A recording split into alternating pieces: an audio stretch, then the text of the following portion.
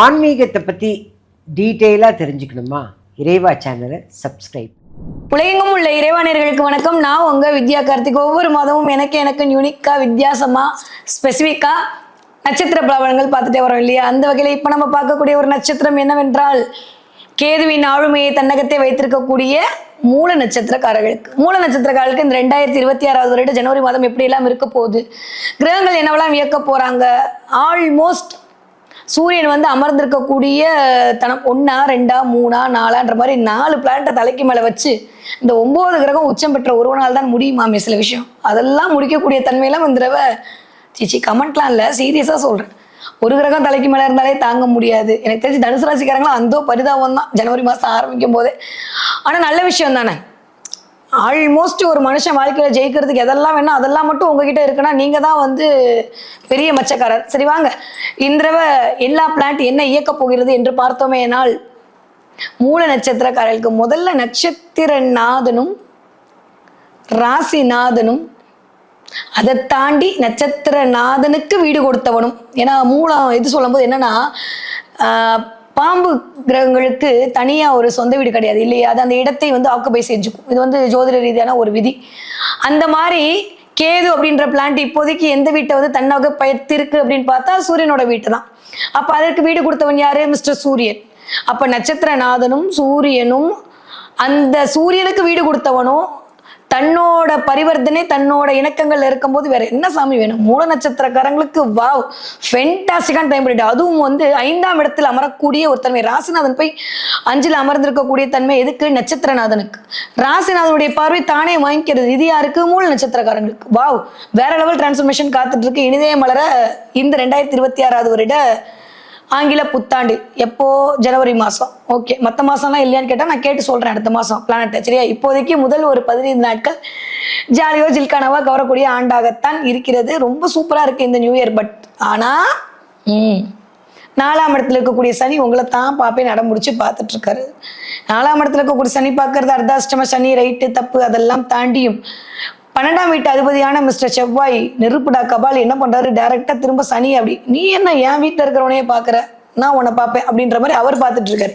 இவங்க 2 பேருக்கு நடுவில் இருக்கக்கூடிய கிரக யுத்தத்துல சண்டை போடாதீங்க அப்படின்ற மாதிரி அங்கிருந்து குரு வேற என் பிள்ளைய நான் தான் காப்பாற்றுவேன்ற மாதிரி தான் வீட்டை தானே பார்க்குறாரு. இந்த மாதிரியான ஒரு சினாரியோல இந்த தடவை இனிதே பிறக்க காத்திருக்கிறது இந்த ஜனவரி மாதம். ஸோ மூல நட்சத்திரக்காரர்களுக்கு இந்த ஒரு மாத காலம் எப்படி இருக்கும்னா முன்னுக்கு வர வேணும்ன்ற மாதிரியான நிறைய முகாந்திரங்கள் தெரியும். நிறைய பேருக்கு இடமாற்றம் இருக்கும். வேலையை விட்டுறலாமா, வேற வேலைக்கு போகலாமான்ற மாதிரியான ஆஃப் லைட்டான மைண்ட் இருக்கும். அதே தாண்டி இன்னும் மூல நட்சத்திரக்காரர்களுக்கு நம்மளை வே ஆஃப் பண்ணி அமுச்சு விட்டுருவாங்களோ அப்படின்னா எண்ணம் வரும்.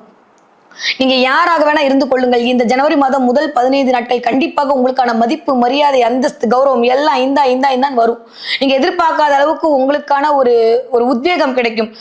மாபெரும் சதையில் நீ நடந்தால் உனக்கு மாலைகள் இட வேணும்ன்ற மாதிரி நிறைய மாலை மரியாதைலாம் கிடைக்கும். இது வரைக்கும் இல்லாத அளவுக்கு சந்தோஷம் மேலோங்கும். ரொம்ப நாளா இழுத்துட்டு இருந்த விஷயம்னா டக்குன்னு முடியறதுக்கான வாய்ப்புகள், பண வரவு வரும். நான் 27 நட்சத்திரத்துல யாருக்கும் சொல்லுவேன், உங்களுக்கு மட்டும் சொல்லியிருக்கேன்.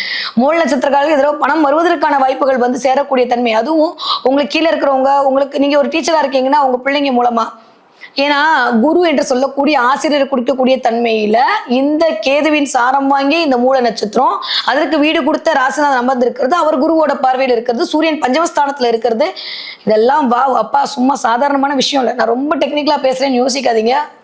இதை நீங்க கொஞ்சம் அமைதியா ஒரு இடத்துல பாஸ் பண்ணிட்டு கேட்டு பாத்தீங்கன்னா தெரியும். இது வரைக்கும் யாருக்குமே கிடைக்காத அளவுக்கு இந்த சர்ப்பகிரகங்கள் ரொம்ப நல்லா இருக்கு. பெருசா எனக்கு தெரிஞ்சு செவ்வாயுடைய நட்சத்திரமும் சர்ப்பகிரகங்களுடைய நட்சத்திரமும் தான் இந்த 2026 கொண்டாட போறாங்கன்னு நினைக்கிறேன். அந்த அளவுக்கு மிகச்சரியான ராஜயோகம் மூல நட்சத்திரக்காலுக்கு இனிதே மலர காத்திருக்கிறது. ஓகே, பட் எதுல கவனமா இருக்கணும்? ஆரோக்கியத்தில் மிகுந்த கவனமா இருக்கணும். அதை தாண்டி ஒண்ணு சொல்லணும், தயவு செஞ்சு யாரை பத்தி யாருக்கிட்டையும் புரணி பேசாதீங்க. நான் திரும்ப உங்கள்கிட்ட கேட்கறது ஒரே அது மட்டும்தான், நோ காசிப். காசிப்பை பேசக்கூடிய 3ஆம் வீட்டு அதிபதியும் தன்னுடைய அமர்ந்திருக்கிறார் என்பதை மறக்கக்கூடாது. மண்டலுக்கு கொண்டே மறந்துட்டேன்ற மாதிரி அப்புறம் அது பிரச்சனை ஆயிடும்.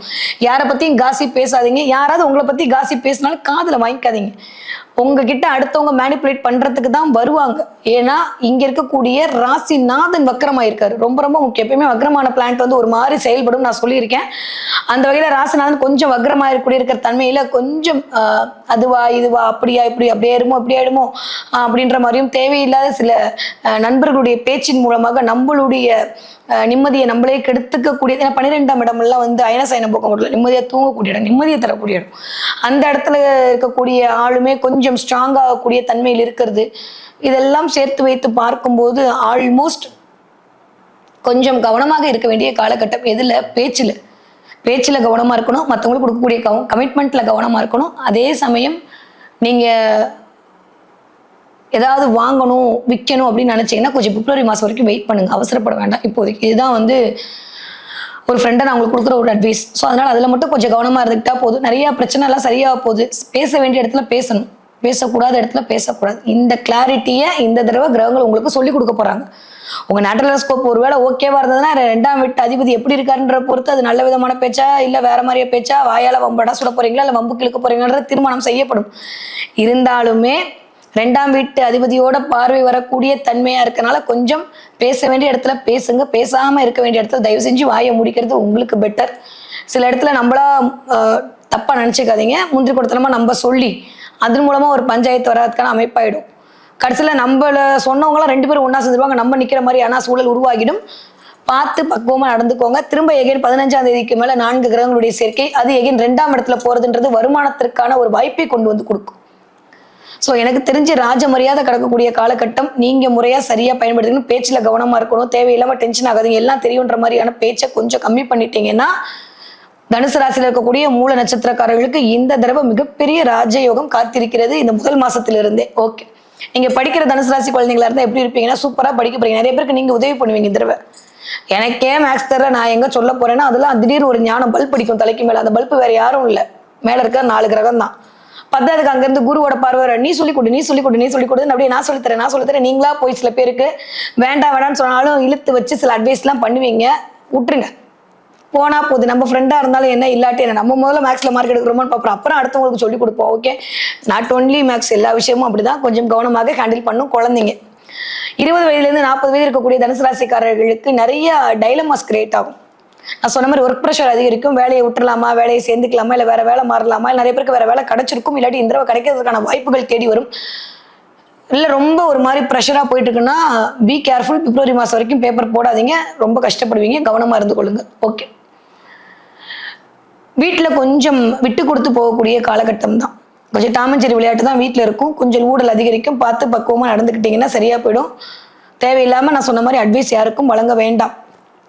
40 வயதுலேருந்து 60 வயது இருக்கக்கூடிய தனுசு ராசிக்காரர்களுக்கு மிகப்பெரிய பாராட்டு, மிகப்பெரிய கௌரவம், மிகப்பெரிய அந்தஸ்து, புகழ், கீர்த்தி எல்லாம். அது ஒரு கிட்டத்தட்ட ராகு தசையில் இருக்கக்கூடிய ஆட்களுக்கெல்லாம் வேற லெவல் டிரான்ஸ்ஃபர்மேஷன். ஏன்னா ராகு இருக்கக்கூடிய இடமே 3ஆம் இடத்துல உட்கார்ந்துருக்கிறார். பிரம்மாண்டம், அது காலபுருஷனுடைய 11ஆம் வீடு. யாருக்கெல்லாம் குருதசை நடக்குதோ, யாருக்கெல்லாம் ராகுதசை நடக்குதோ, யாருக்கெல்லாம் வந்து ஆல்மோஸ்ட் சனிதசை நடக்குதோ காலத்தை கூட்டு நடக்க வேண்டியதான். அந்த அளவுக்கு எக்ஸ்ட்ராடனரியா இருக்க பிளானட்டரி பொசிஷன். ஸோ இந்த வயது ஒருத்தவர்களுக்கு மிகச்சரியான ராஜயோகம் கிடைக்க போது. ஆரோக்கியத்தில் கவனம் தேவை தேவை தேவை. முட்டு வலி, இடுப்பு வலி, தலைவலி வர்றதுக்கான வாய்ப்பு இருக்கு. உங்களுக்கு ஏற்கனவே சுகர் பிபிலாம் இருக்குன்னா கொஞ்சம் பார்த்துக்கோங்க, முறையாக மருந்து எடுத்துக்கோங்க. நம்மளா சில விஷயத்த பண்ணிக்கிறோம்னு சொல்லிட்டு பண்ணீங்கன்னா அப்புறம் பிளானட் பிம்பிளிக்கா பிளானட் காட்டிடும். போய் டாக்டர் ஒரு தடவை பார்த்துட்டு வருது பெட்டர். ஏன்னா தனுசுல இருக்க ஒரு பெரிய பிரச்சனை என்னன்னா மிகச்சிறந்த அறிவாளிகளா, அதனால அடுத்தவங்க சொல்ற அறிவு அவங்களுக்கு எடுபடாது.